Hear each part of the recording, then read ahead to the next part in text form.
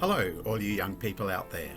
I hope and pray that you've had a very happy and blessed Christmas, and I hope you're enjoying a time of holidaying with your family, getting together with friends. I hope you're not getting too hot. It's a bit hot lately, isn't it? Anyway, look, I've got something special for you today. It's something I drew quite a while ago, actually, but I found it on my computer and I thought, hey, this is really good because it reminds me of what I need to think about as we go into the new year. Okay, I want to talk to you about some of the promises of God. Some of the promises that God gives us. Now, this would be a good video for you to watch with your family, with your mum or your dad or your whoever's with you in the house, and you can talk about that as well. And you might like to do some drawings about that and find some of the promises of God together in the Bible.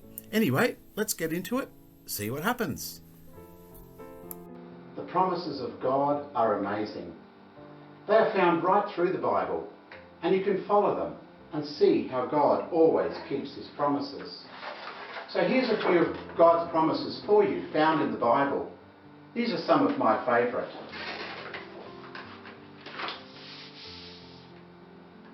The first one is found in Matthew 5, verse 5.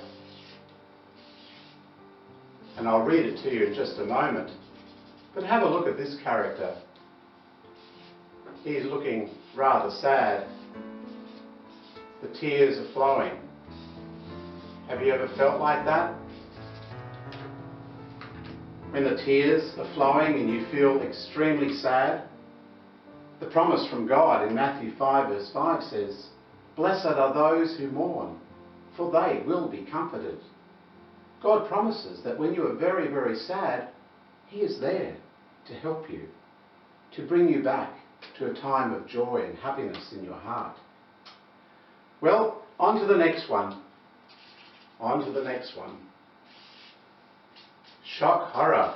Have you ever felt very much afraid and fearful and worried about what was going to happen next? There's a promise in Isaiah 41, verse 10. God says, "Do not fear, do not be afraid, for I am with you. Do not be dismayed, for I am your God. I will strengthen you and I will help you." Okay, the next promise, one of my favourites, is found in Hebrews 13:5, but first let me draw you a picture. Sometimes we get a little obsessed, don't we? We want more things, and we just have dollar signs in our eyes. We want more stuff, more possessions, more money in the bank.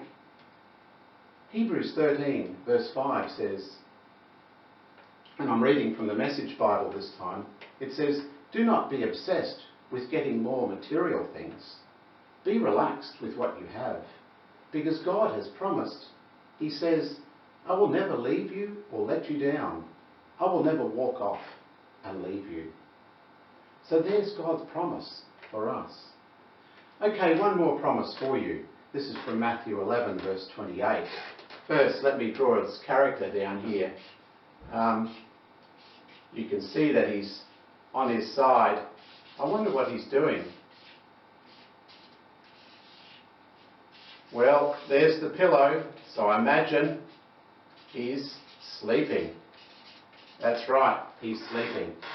The promise from God in Matthew 11:28 says, "Come to me, all you who are weary and burdened, and I will give you rest." What a wonderful promise. We can rest at night because God has given us a time to chill out, to take it easy, and to gain our strength back. So there you have it, a few of God's great promises, a few of my favourite ones. But there's one last thing I'd like to share with you before we finish off. All of God's promises, the hundreds of them that are found in the Bible, they should all be measured up against Jesus. Every promise from God in the Bible should be measured back against Jesus.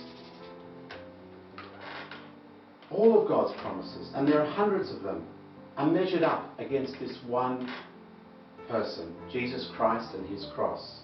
God promised to send his Saviour. He promised that through Jesus we could have a completely new start.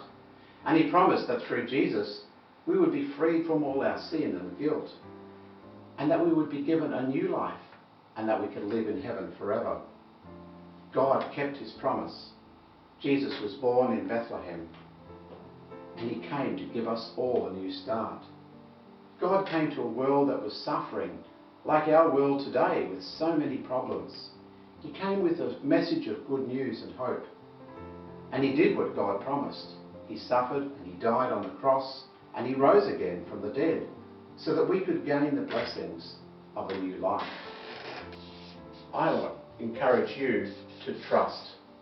Trust God. God will never let you down. He is always there with you to help you, to protect you, to give you rest.